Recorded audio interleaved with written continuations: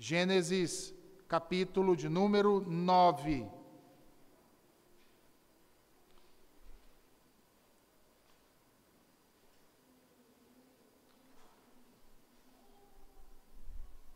Vamos fazer uma leitura dos versículos 18 até o versículo de número 29.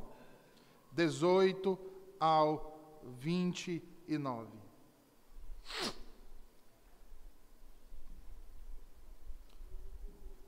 Os filhos de Noé que saíram da arca foram Sem, Cã e Jafé. Cã é o pai de Canaã. São eles os 3 filhos de Noé, e deles se povoou toda a terra. Sendo Noé lavrador, passou a plantar uma vinha. Bebendo do vinho, embriagou-se e se pôs nu dentro de sua tenda. Cã, pai de Canaã, vendo a nudez do pai, fê-lo saber fora a seus 2 irmãos. Então Sem e Jafé tomaram uma capa, puseram-na sobre os próprios ombros de ambos, e andando de costas, rostos virados, cobriram a nudez do pai sem que a vissem. Despertando Noé do seu vinho, soube o que lhe fizera o filho mais moço, e disse: Maldito seja Canaã, seja servo dos servos a seus irmãos. E ajuntou: Bendito seja o Senhor, Deus de Sem, e Canaã lhe seja servo. Engrandeça Deus a Jafé, e habite ele nas tendas de Sem, e Canaã lhe seja servo. Noé, passado o dilúvio, viveu ainda 350 anos. Todos os dias de Noé foram 950 anos, e morreu. Amém. Até aqui, meus irmãos, oremos mais uma vez ao Senhor. Senhor Deus, nos concede a alegria de ouvirmos mais uma vez a Tua voz na manhã de Teu santo dia. Que através deste sermão, Senhor, ouçamos a Tua voz a bradar nos nossos corações. E que através da ação do Teu Santo Espírito, que em nós habita, sejamos transformados pela Tua verdade, proclamada a nós. E que Jesus Cristo, nosso Salvador bendito, que juntamente conosco te louva, nos bendiga, Senhor Deus. Para o louvor da Tua glória, assim nós te oramos. Amém. Meus irmãos, no último sermão, nós tratamos aqui acerca da aliança que Deus havia firmado com Noé. E quando nós falamos acerca dessa aliança que Deus havia firmado com Noé, nós aprendemos que essa era, em primeiro lugar, uma aliança de preservação. E por que nós dissemos que era uma aliança de preservação? Ora, porque Deus, através de suas promessas, havia dito que preservaria aquilo que ele havia estabelecido desde Adão e Eva, principalmente após estes terem caído. Então, é uma aliança de preservação, porque Deus preservaria aquilo que havia estabelecido em Adão e Eva, ou seja, as promessas, os mandatos, os relacionamentos, a continuidade da vida humana e do mundo, para com agora Noé e todos os seus filhos. Em segundo lugar, nós vimos também que essa aliança era uma aliança universal, uma vez que o propósito de Deus, o que o próprio Deus declarou, abrangia não apenas o homem, mas também a terra e os animais. Em terceiro lugar, nós vimos também que essa aliança era uma aliança de graça, porque nela o Senhor se comprometia a não mais destruir toda a carne e o mundo, como havia feito com as águas do dilúvio, mesmo tendo o homem o seu coração totalmente depravado. Em quarto lugar, nós vimos também que esta era uma aliança perpétua. Deus diz que ela duraria até que essa ordem criada passasse, ou seja, até o dia em que ele julgasse toda a terra. Assim, então, para selar essa aliança, o Senhor estabeleceu um sinal. E que sinal foi esse? A Bíblia nos fala acerca de um arco, que, como vimos, é produzido a partir das próprias nuvens que haviam trazido a destruição outrora, mas agora, com os raios do sol, que simboliza a graça de Deus, servem esse arco que passa de um horizonte ao outro, tocando os céus e as nuvens, mostrando o sinal da aliança que Deus firmara, uma aliança que é de preservação, uma aliança que é universal, uma aliança que é perpétua, uma aliança que é graciosa. Sendo assim, a confirmação desse pacto por parte de Deus, Deus diz ao homem que o sinal, quando a chuva viesse e o sinal aparecesse no céu, Deus se lembraria da aliança que havia feito com o homem. Essa aliança, então, tranquiliza os sobreviventes do dilúvio e os incita, então, a seguir adiante no desenvolvimento do novo mundo, no desenvolvimento de uma nova cultura, no desenvolvimento de uma nova civilização. No entanto, isso não apaga o fato de que, mesmo se tratando dessa ordem criada, agora recriada e restabelecida como nova, esta, como tal, ainda permanecia debaixo de uma realidade caída, afetada pelo pecado e dividida entre duas sementes. E por conta disso, necessitada de um Redentor. Sendo assim, Moisés passa então a narrar a realidade desse novo mundo. Um mundo habitado tanto por cumpridores como também por violadores da aliança de Deus. Um mundo onde não há terceira via. Um mundo onde não há mais neutralidade. Um mundo onde de um lado estão postos os que temem ao Senhor e do outro aqueles que o desafiam. Onde de um lado estão os que procuram honrá-lo e do outro estão aqueles que o desonram. Como propugnadores de tudo isso se encontram então os três filhos de Noé, Sem, Cã e Jafé. E sendo assim, voltemos então à Escritura e ao que diz Moisés, a partir dos versículos 18 e 19, lendo novamente o texto que acabamos de ler. Os filhos de Noé que saíram da arca foram Sem, Cã e Jafé. Cã é o pai de Canaã. São eles os três filhos de Noé, e deles se povoou toda a terra. Notem, meus irmãos, que assim como Adão, Noé se torna então o ancestral comum de toda a humanidade. Adão teve três filhos, Caim, Abel e Sete. Noé também, Sem, Cã e Jafé. Destes, tanto a humanidade pré-diluviana, como também a humanidade pós-diluviana se desenvolveu, como diz o autor no versículo 19. Ele diz, deles se povoou toda a terra. Agora vejam, toda a humanidade daquela época, até os dias de hoje, sem exceção, descende, portanto, desses três filhos que teve Noé. E isso inclui eu e vocês. Cada um de nós hoje reunidos aqui. Foram eles e os seus descendentes que encheram outra vez a terra após o dilúvio. No entanto, percebam que Moisés não enfatiza isso. Moisés vai enfatizar outra coisa, e um filho em específico aqui.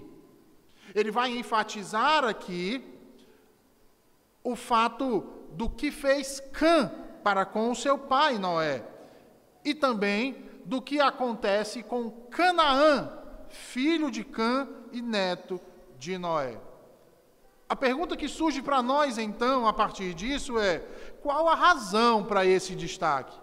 A razão vai se encontrar naquilo que o autor passa, então, a narrar nos versículos seguintes. Versículo 20 e 21. Vejam aí o que diz Moisés. Ele diz, sendo Noé lavrador, passou a plantar uma vinha, bebendo do vinho, embriagou-se e se pôs nu dentro da sua tenda. Ora, todos nós sabemos que Noé tinha como profissão primária ou profissão original a agricultura. Noé era um lavrador do campo. Portanto, não é de nos admirar que ele, ao sair da arca, procurasse exercer esse ofício que tanto se apegava e voltasse assim, então, a cultivar a terra. No entanto, dentro daquilo que ele cultivava, e certamente ele cultivou muitas coisas, a fim de garantir, inclusive, a provisão para a sua família, o texto diz que ele cultivou uma vinha, e esta produziu uma safra exuberante. E aí percebam uma coisa, irmãos, essa é a primeira referência que temos sobre o cultivo de uvas, e a primeira menção bíblica ao vinho. A videira e seu fruto tornaram-se símbolos da vida plena nas Escrituras. Para vocês terem uma ideia disso, abram suas Bíblias em Miqueias, capítulo de número 4 e versículos 1 ao 4. O profeta Miqueias, quando fala acerca dos dias messiânicos, veja, ele diz: mas nos últimos dias acontecerá que o monte da casa do Senhor será estabelecido no cimo dos montes e se elevará sobre os outeiros, e para ele afluirão os povos. A profecia de Miqueias, meus irmãos, é referente, portanto, à era messiânica, que, de acordo com o apóstolo Pedro, iniciou-se com o derramar do Espírito Santo no dia de Pentecostes. Agora vejam o que ele diz nos versículos 2 a 4, Miqueias, capítulo 4, versículos 2 a 4. Ele diz: irão muitas nações e dirão: vinde e subamos ao monte do Senhor e à casa do Deus de Jacó, para que nos ensine os seus caminhos e andemos pelas suas veredas, porque de Sião procederá a lei e a palavra do Senhor de Jerusalém. Ele julgará entre muitos povos e corrigirá nações poderosas e longínquas. Estes converterão as suas espadas em rélias de arados e suas lanças em podadeiras. Uma nação não levantará espada contra outra nação, nem aprenderão mais a guerra, mas assentar-se-á cada um debaixo da sua videira e debaixo da sua figueira, e não haverá quem os espante, porque a boca do Senhor dos exércitos o disse. Ora, o vinho é dito na Escritura que rejuvenesce, que alegra o coração, que conforta, e faz isso de modo inigualável. No Salmo 104, Davi bendiz ao Senhor, e depois ele diz que é Deus quem faz crescer a relva para os animais e as plantas, para o serviço do homem, de sorte que da terra tire o seu pão e tire o seu vinho. E Davi então complementa que alegra o coração do homem, o azeite que dá brilho ao rosto e o alimento que sustém as suas forças. Em Juízes capítulo 9 e versículo 13, a videira juntamente com a oliveira e a figueira são fontes de prosperidade para Israel, e cujos frutos, o azeite, os figos e o vinho, agradam ao Senhor. Vejam aí o que dizem os versículos 12 e 13. Abram aí Juízes 9, versículos 12 e 13.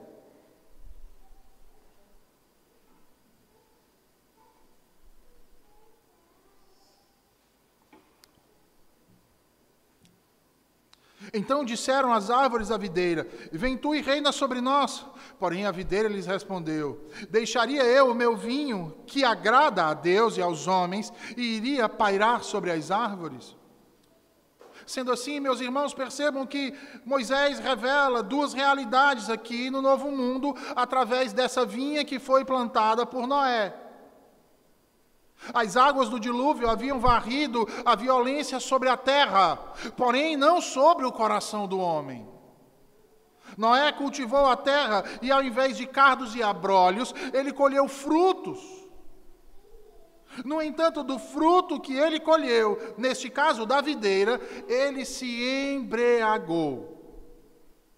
Vejam aí o que diz o versículo 21. Bebendo do vinho, embriagou-se e pôs-se nu dentro de sua tenda. Ora, nós estamos vendo aqui que o obediente e justo Noé agora se encontra bêbado e nu no novo mundo. E por que Deus está ressaltando isso? Ora, Ele está ressaltando isso como Ele havia feito desde o início da perícope que nós lemos aqui. Quando entre os filhos de Noé, Sem, Cã e Jafé, Ele destaca a paternidade de Cã.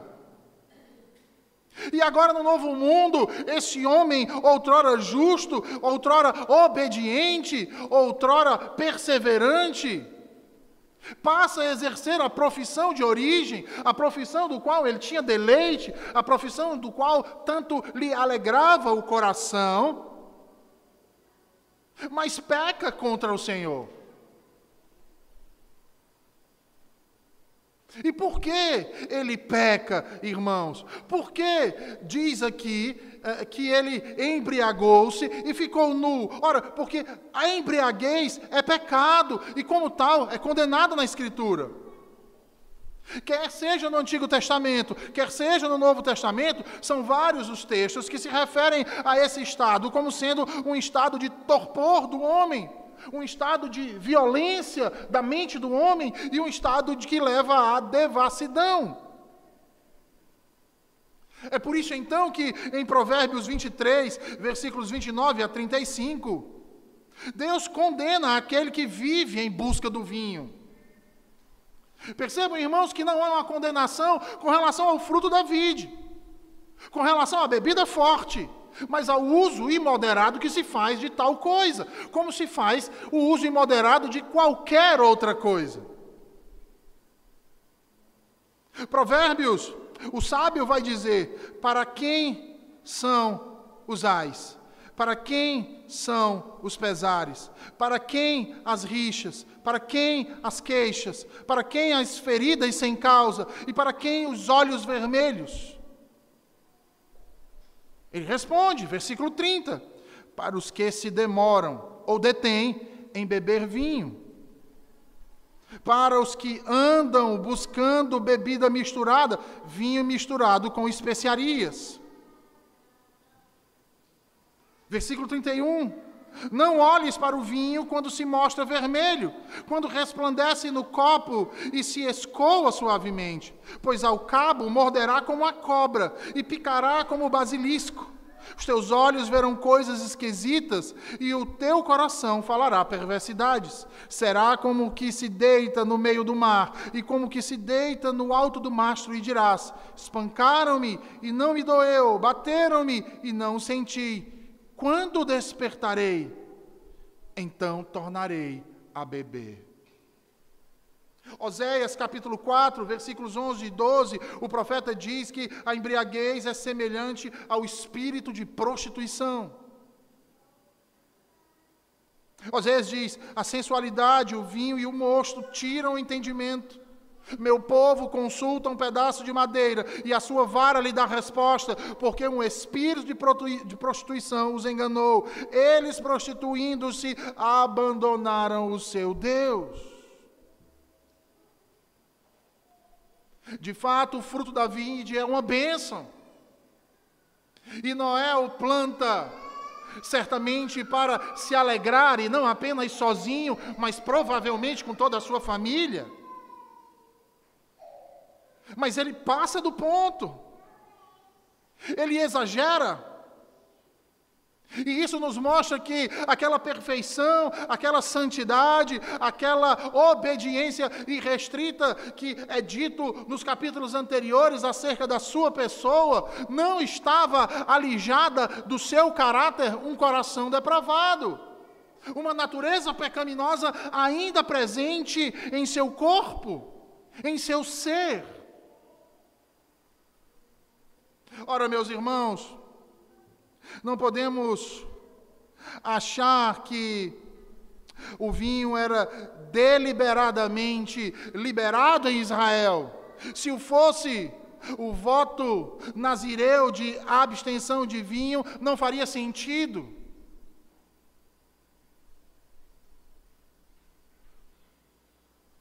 Se a nação fizesse uso moderado daquilo que Deus lhes dava para alegrar o seu coração, para confortá-los, de fato, não necessitaria disso.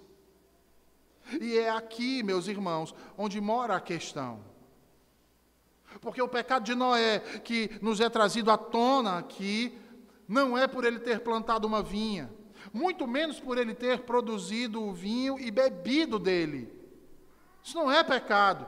Isso não foi pecado. Isso nunca foi visto como pecado. Noé tinha o direito de desfrutar, juntamente com sua família, do fruto do suor do seu rosto. Era um direito dele desfrutar da alegria que Deus lhe proporcionara. No entanto, o direito cessa quando este se detém nisso. E isso nos mostra, meus irmãos, o cuidado que devemos ter com a perda do controle de nossos sentimentos, sobre os nossos desejos. Meus irmãos, nós não podemos nos deixar ser dominados pela volição causada pelos nossos sentimentos, os quais são responsáveis por nossos mais ávidos desejos. É preciso que exerçamos domínio próprio. Mais uma vez, voltamos a falar de exercer domínio próprio. A Bíblia constantemente nos exorta sobre o autocontrole, bem como também o oposto deste, que é o descontrole, e todos os males que este causa ao indivíduo. E percebam aqui o mal que este descontrole causou a Noé, irmãos. O texto diz que ele se embriagou. A palavra utilizada aqui para qualificar o que Noé fez é shakar no hebraico, uma referência à ingestão de uma grande quantidade de bebida alcoólica. Ora, e como era visto a embriaguez no mundo antigo? A embriaguez no mundo antigo sempre foi visto como um sinal de corrupção, como um sinal de negligência para com as tarefas do dia a dia, como um sinal de insensatez e imoralidade. A embriaguez causa descontrole do homem. Não é à toa que os dois incidentes de Gênesis, que descrevem juntamente a embriaguez estando presente, aqui e lá no capítulo 19, versículo 31, no episódio de Ló e suas filhas, tornam-se ocasião para o pecado de libertinagem. E foi exatamente a embriaguez de Noé que fez com que ele se pusesse nu em sua tenda. E entendam isso, nudez, esse tipo de nudez no Antigo Testamento e até os nossos dias, implica em indignidade e desonra. Indignidade e desonra. Vejam, Deus havia entregue a eles, Noé e seus filhos, um mundo novo. E com este mundo novo, tudo aquilo que havia nesse mundo. As frutas, os frutos, os grãos, até os animais. Mas isso em nenhum momento queria dizer que Noé podia abusar disso. Deus nos entregou esse mundo para que nós o dominássemos. Mas isso não quer dizer que nós podemos abusar dessa ordem. Abusar destas coisas. No entanto, é exatamente isso que ele fez aqui. Ele abusa do vinho, embriaga-se com ele. E essa é uma mancha triste no caráter desse homem tão piedoso, tão cheio de fé e temor a Deus. Aquele que outrora se manteve sóbrio entre os ébrios, agora se torna como um ébrio entre os sóbrios. E que tristeza isso, irmãos. É por isso que o apóstolo Paulo exorta os coríntios lá no capítulo 10 e diz: aquele, pois, que pensa estar de pé, tenha cuidado para não cair. Porque às vezes nós temos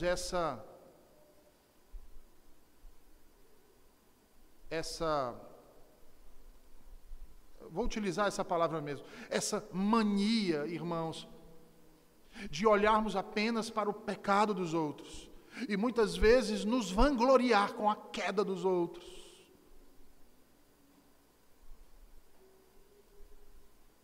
E nos esquecemos de palavras como essas. Exatamente de coisas e exemplos como esse. Porque eu não vou dizer que seja impossível, não é.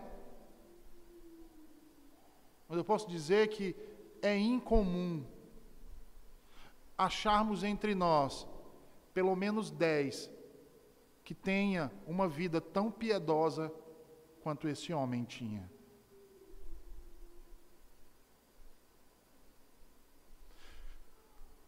Uma vida e um caráter tão justo como Noé tinha, e ainda assim pecou.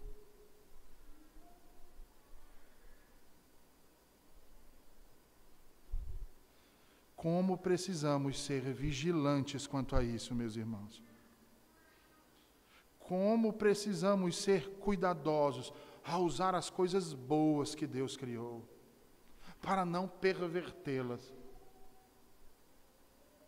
Não usarmos em excesso, extrapolando as coisas. Sendo assim, vejam aí o texto. Semelhantemente a Adão, o novo Adão, Noé neste caso, também cai. E é interessante notar que ambos caem por causa de um fruto. Noé bebeu do fruto da árvore que havia plantado e ficou completamente bêbado, procedendo de maneira dissoluta e irresponsável. O texto diz que ele se embriagou e ficou nu dentro de sua tenda. Observação. Eles moravam em tendas. Embora sejam da linhagem de Sete, e quem tenha inventado as tendas tenha sido da linhagem de Caim, nesse caso Jabal, se nós lembrarmos o texto de Gênesis 4:20. No entanto, o que aparenta é que a arte de fazer tendas se tornou popular por todo o mundo antigo, até mesmo entre os descendentes de Noé. Voltando então ao texto, Noé embriaga-se, se despe e fica nu dentro da tenda.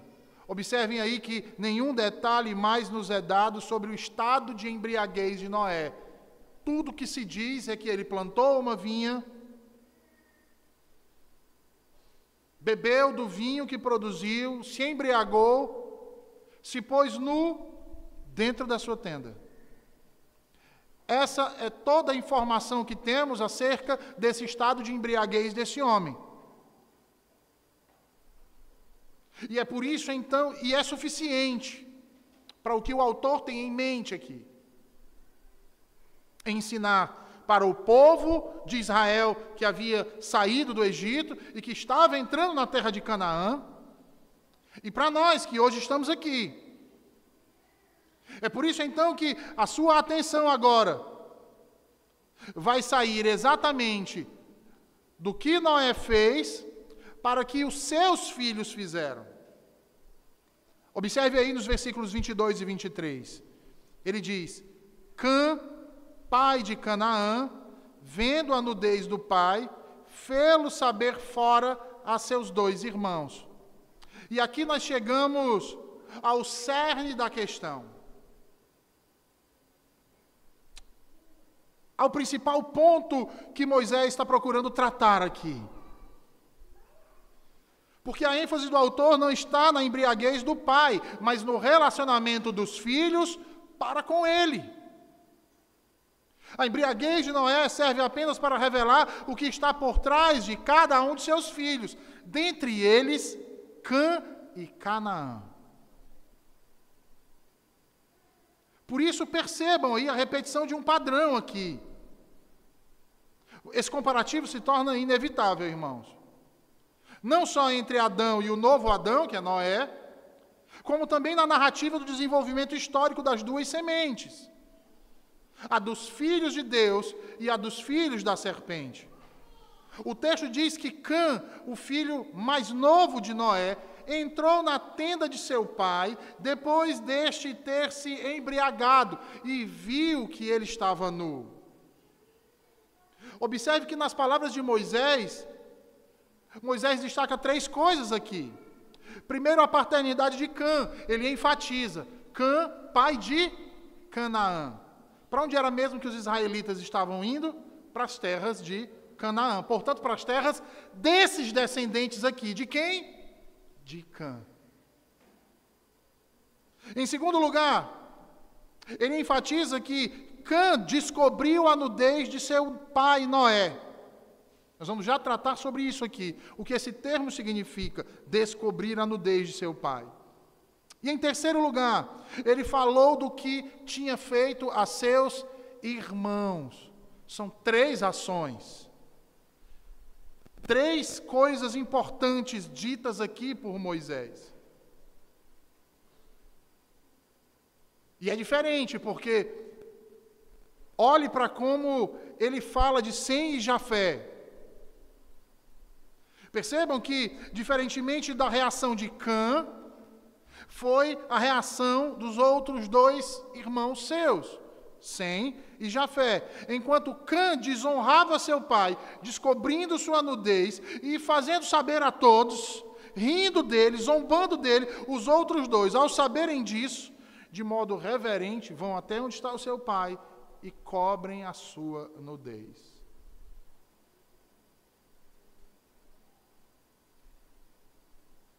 O texto continua, então, e Moisés passa a narrar agora a atitude de Noé ao despertar e saber o que os seus filhos haviam feito a ele durante o seu estado de embriaguez. E vejam aí o que diz os versículos 24 ao 27. Despertando Noé do seu vinho, soube o que lhe fizera o filho mais moço. Quem era o filho mais moço? Cã. E disse: Maldito seja Canaã, seja servo dos servos a seus irmãos. E ajuntou: Bendito seja o Senhor, Deus de Sem, e Canaã lhe seja servo. Engrandeça Deus a Jafé, e habite ele nas tendas de Sem, e Canaã lhe seja servo. Diante de tudo que nós falamos até agora, 2 questões nos surgem. Primeiro, qual foi o pecado de Cã? E segundo, por que é Canaã, filho de Cã, que é amaldiçoado, e não o próprio Cã, que foi quem descobriu a nudez de seu pai? O que Cã fez de errado para que Canaã recebesse uma maldição tão severa como essa que Noé proferiu? E, meus irmãos, esse não é um texto fácil de se interpretar. Principalmente, como nós dissemos ainda há pouco, pela ausência de mais detalhes que possam nos trazer uma maior clareza. E é por isso, então, que há algumas diferentes interpretações para isso que ocorreu aqui.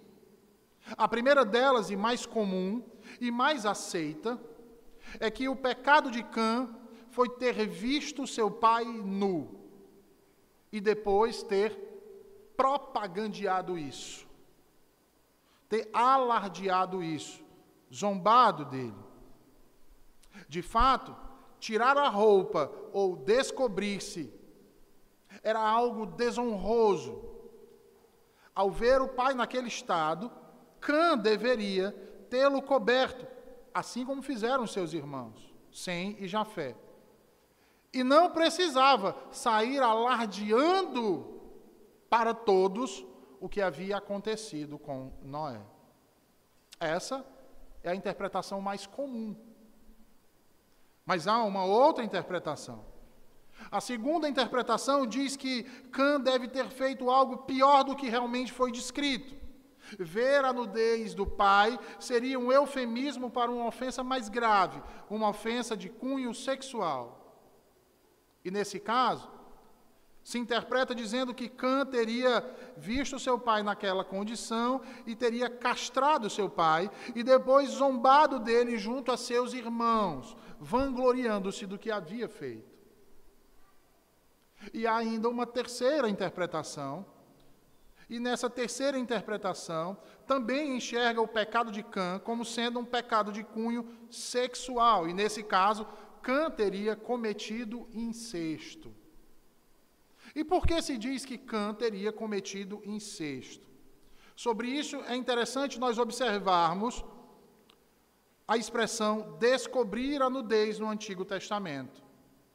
Quando nós observamos essa expressão se repetindo ao longo do Antigo Testamento, nós percebemos que essa expressão é, de um modo geral, sempre utilizada e associada a uma atividade sexual.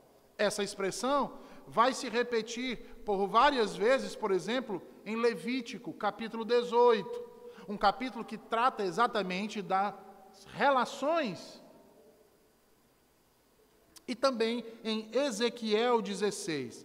Logo, essa era uma expressão utilizada para referir-se a alguém que comete fornicação, que se envolve em relações sexuais. E se considerarmos o contexto de Levítico 18, o que é dito em Levítico 18, abram em Levítico 18, versículo 7. E também o de Ezequiel 16, nós vamos ver que eram relações sexuais com um parente, com uma pessoa do mesmo sangue. Observe aí que Levítico 18 e 7, Deus determina: não descobrirá a nudez de teu pai. O que Moisés está tratando aqui em Levítico 18, 7, é de relacionamento sexual, irmãos. Então, o que ele está fazendo aqui? Ele está proibindo os filhos de Israel de coabitarem com seus pais.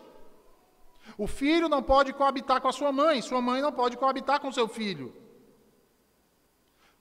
Voltando então para essa terceira interpretação do texto aqui de Gênesis, os eruditos entendem que o pecado de Cã poderia então ter sido um incesto com a sua mãe, e Canaã seria então o resultado desse relacionamento incestuoso. Canaã não seria filho de Noé, mas na verdade, filho de Cã.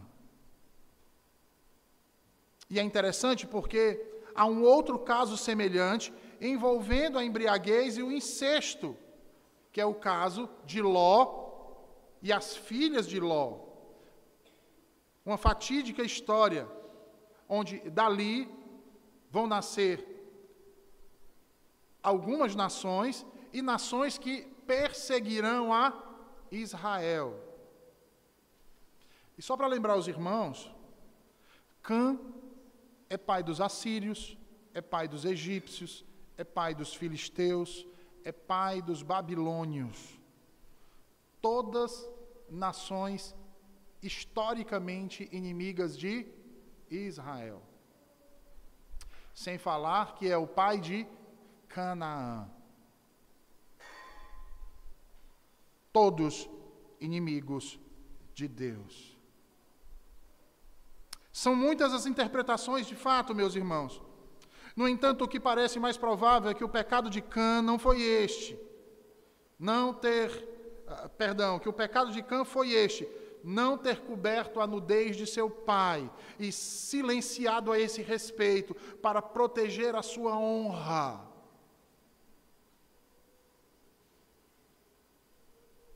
Pergunta: mas por que essa interpretação parece mais provável? Porque até aquela altura, o pecado de Noé estava dentro da tenda. Moisés faz questão de dizer isso, ele estava nu dentro da sua tenda. Não era um pecado público. Uma vez que não era um pecado público, ele veio a se tornar público. E veio a se tornar público através de quem? Do seu próprio filho mais novo. Do seu próprio filho mais novo. Então, provavelmente, foi nisso que Cã pecou. Não cobriu a nudez de seu pai. Ao contrário, a tornou pública. E zombou dele. Ele deveria ter desviado os olhos. Ele deveria ter tido compaixão do seu pai.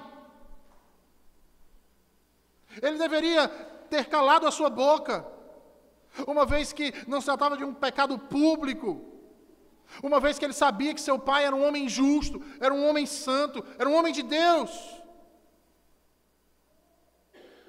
Mas o que ele faz? Zombou, escarneceu do pai bêbado, o humilhou perante todos.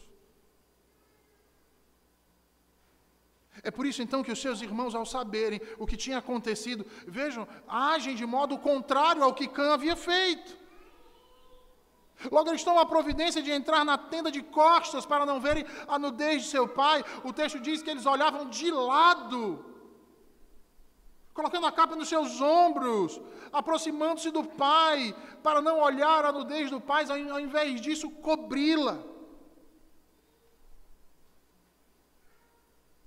Ah, meus irmãos, isso me lembra o que diz Provérbios 26, 20. Provérbios 26, 20 diz: sem lenha o fogo se apaga, e não havendo maldizente, cessa a contenda.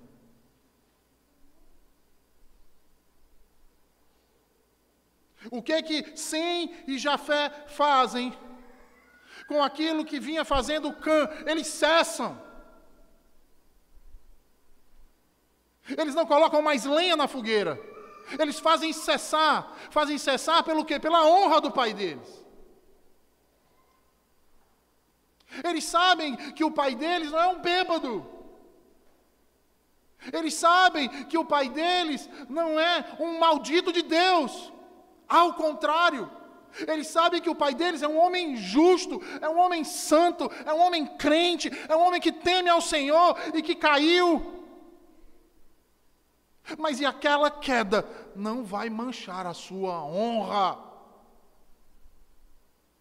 Eles preservam o seu pai. Ao cobrir a nudez do pai bêbado, que nem sabia o que estava fazendo, Sem e Jafé põem um fim naquilo que havia ocorrido. Eles não basta. Ele diz: olha, Cã, nós não queremos saber. É o nosso pai. Deveríamos olhar para ele com graça. Deveríamos ter compaixão dele. Ele nunca agiu assim.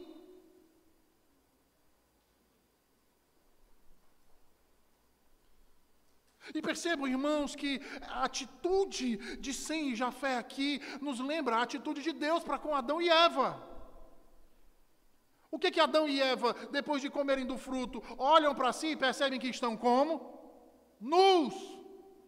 Estão desonrados, sem honra, desprotegidos.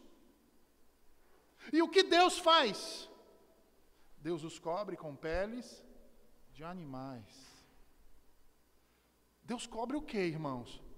A sua nudez. O que Sem e Jafé fazem com seu pai, Noé? Cobrem a sua nudez.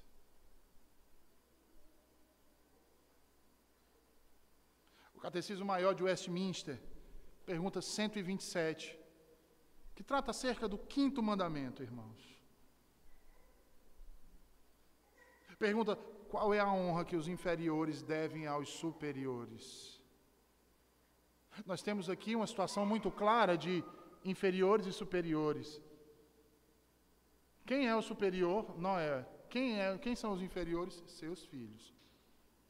Aí vejam o que o nosso símbolo de fé responde quanto a isso.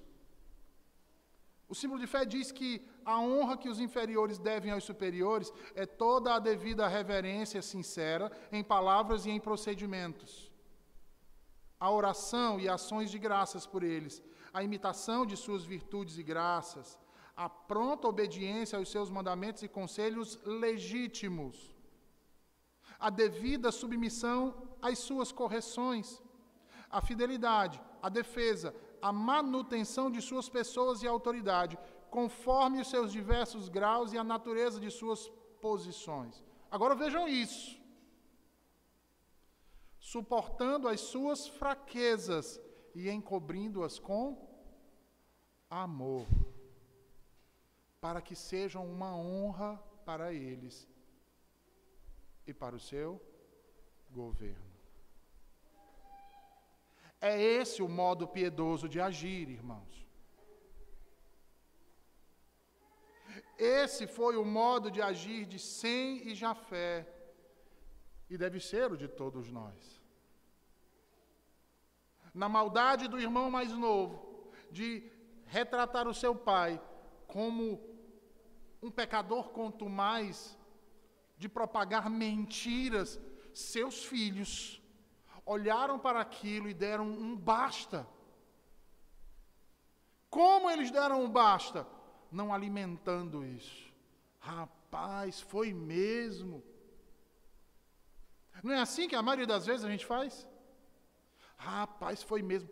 Quem diria? Fulano de tal, o santarrão? Aquilo é um ímpio, tá vendo? Mas o que faz Sem e Jafé? Basta, Cã. Cala-te. Vamos cobrir nosso pai, para que ele não venha a ser desonrado.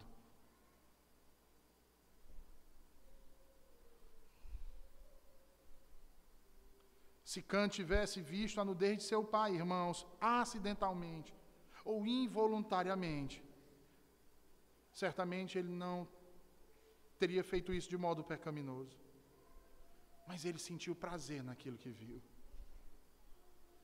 Sabe, o prazer que ele sentiu é semelhante àquele dos edomitas, que teve com Israel e que é narrado por Obadias, lá no versículo 12.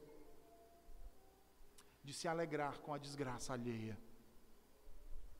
Matthew Henry diz que aqueles que andam em falsos caminhos se alegram pelos passos em falso que às vezes vêm os outros dar, mas o amor não se alegra com a iniquidade. Os crentes piedosos, tristes por seus próprios pecados, por saberem quem são, jamais poderão se alegrar pelos pecados dos outros. Meus irmãos, parafraseando o apóstolo Pedro diz: tende amor intenso uns para com os outros, porque o amor cobre multidão de pecados. E foi exatamente assim que procederam Sem e Jafé para com seu pai Noé. Perceberam de modo santo e piedoso, e procederam assim para com seu pai. Eles cobrem a sua nudez, a nudez do seu pai, e fazem isso sem olhar para ele, sem escarnecer dele, sem zombar dele e sem desonrá-lo ainda mais. É por isso então que quando Noé desperta do estado de embriaguez e sabe o que Cã havia feito, ele fica profundamente contrariado, indignado com o comportamento de seu filho, e então ele declara: maldito seja Canaã. Eis aqui a segunda questão: por que Canaã e não Cã?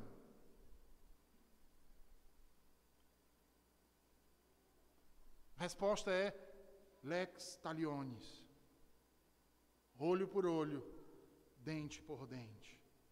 Assim como Cã, o filho mais novo de Noé, havia se tornado uma desonra para ele, tornar-se-ia Canaã, o filho mais novo de Cã, uma desonra também para seu pai. É por isso então que ele acrescenta: ele será servo dos servos de seus irmãos. Sabe o que isso significa, irmãos?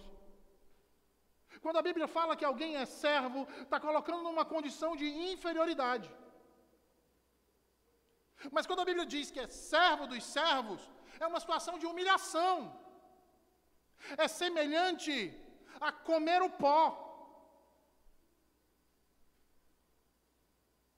Mais uma vez, o que acontece com a serpente? É amaldiçoada por Deus, e dentro da maldição, o que é que Deus diz? Rastejará e se alimentará do pó. É uma condição de humilhação. O que é que Noé faz com Canaã? O mesmo. O mesmo. Não é coincidência. Servo de servo é uma expressão de humilhação e desonra.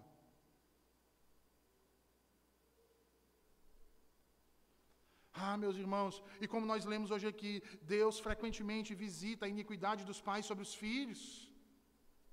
Especialmente quando os filhos herdam a má índole dos pais e imitam as práticas perversas de seus pais, não fazendo absolutamente nada para interromper a sequência de seu comportamento maldito.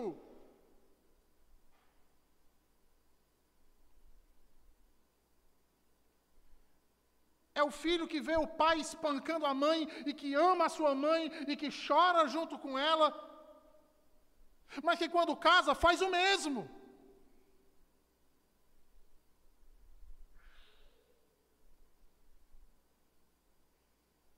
É a filha que vê a mãe se prostituindo,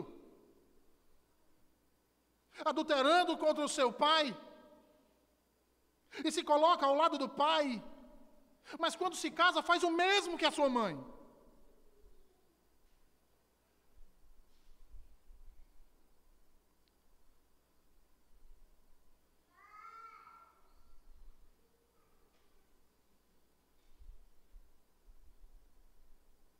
E assim, meus irmãos, percebam, a desgraça é de forma justa colocada sobre aqueles que colocam a desgraça sobre os outros. Especialmente aquela que desonra e entristece os próprios pais.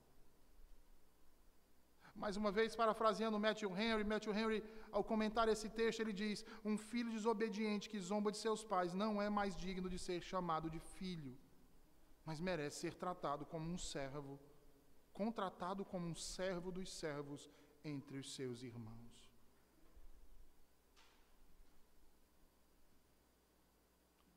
Honra teu pai e tua mãe, para que se prolonguem os teus dias.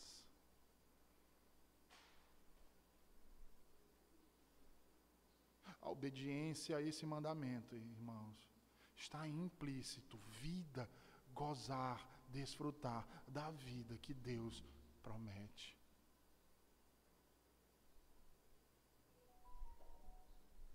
E vejam, embora as maldições divinas operem lentamente, mais cedo ou mais tarde, elas terão efeito.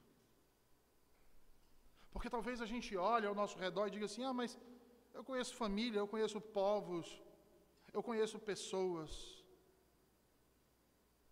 que estão debaixo da maldição de Deus, mas vivem a prosperar no mundo. Mas a Escritura é bastante clara quanto a isso. Sim, isso pode ocorrer, mas até que a medida da sua iniquidade esteja completa. Porque na hora que chegar, na sua completude, Deus trará juízo, terrível juízo sobre estes. Portanto, é Canaã quem recebe a maldição, e provavelmente, por representar esse aspecto da descendência de seu pai, uma descendência imoral, desrespeitosa, que vai se tornar ainda mais, vai se tornar muito pior, como veremos mais à frente. E sendo assim, após amaldiçoar Canaã, observem que, em seguida, Noé passa a se referir aos outros dois filhos, Sem e Jafé. Para Sem, diz Noé, ou melhor, profetiza Noé: bendito seja o Senhor, o Deus de Sem, e Canaã seja seu servo. Percebam que Noé bendiz o Senhor, o Deus de Sem. Ao fazer isso, ele usa o nome inefável de Deus, que é o tetragrama, ou Yahweh, ou Yavé, ou Javé. O nome com que Deus se revelou, o nome do Deus da aliança. Esse é o Deus de Sem. Sem, que vai dar origem aos povos semitas, que vai dar origem aos israelitas. Será Sem aquele que deve levar adiante a promessa da chegada do filho da mulher, do descendente da mulher, aquele que haveria de esmagar a cabeça da serpente. É através de Sem que serão preservadas a verdadeira religião, a tradição, todas as histórias que Noé conhecia e deixou como legado para os seus filhos, aquilo que Deus o havia revelado, aquilo que Deus havia tratado com ele, o que aconteceu no dilúvio. Seria por meio de Sem que viria a descendência da qual sairia aquele que venceria o mal no fim. Jesus Cristo, nosso Salvador bendito. A linha da promessa messiânica, agora em Sem, é estreitada mais uma vez. Primeiro em Adão, depois em Sete, depois em Enoque, depois em Noé e agora em Sem. De Sem é que virão Abraão, Isaque, Jacó, Judá, Davi e o próprio Senhor Jesus, sucessivamente.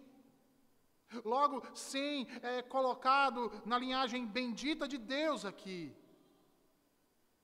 E depois de profetizar para Sem, Noé então finalmente profetiza para Jafé, no versículo 27, dizendo que Deus amplie o domínio de Jafé, e Jafé habite nas tendas de Sem, e Canaã seja seu servo.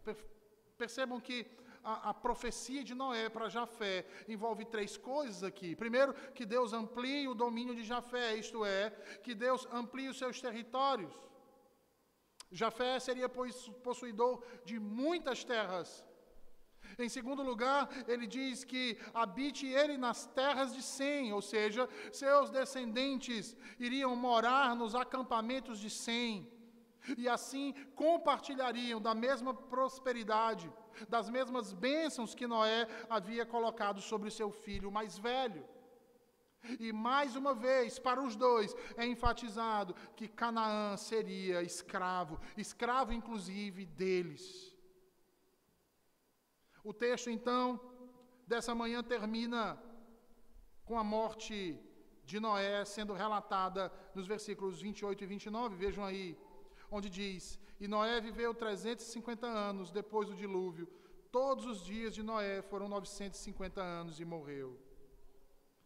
Percebam que depois desse episódio, Noé ainda viveu o suficiente para ver seus filhos se espalharem pela face da terra. 350 anos depois do dilúvio, é que ele então morre com 950 anos de idade.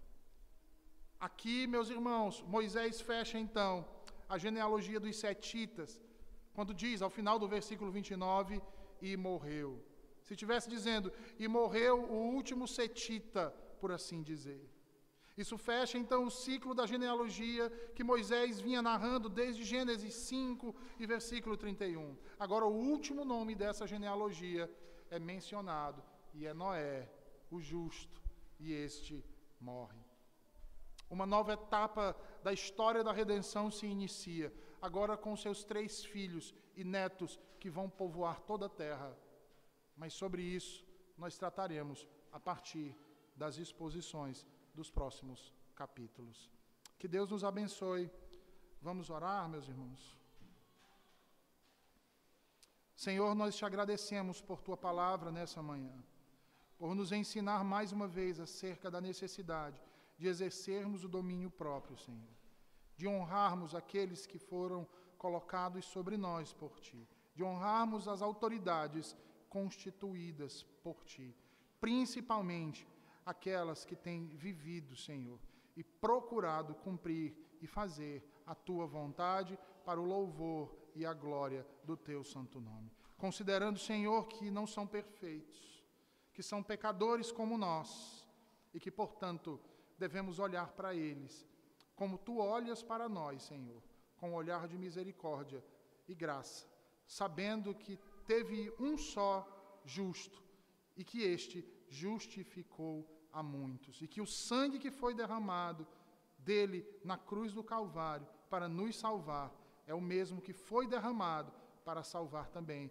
aqueles que foram colocados por ele mesmo sobre nós. Portanto, nos dá, Senhor, de sabedoria para administrarmos o conhecimento que tu nos concede e vivermos aplicando-o às nossas vidas para o louvor do teu santo nome. Em nome de Jesus, assim nós oramos. Amém.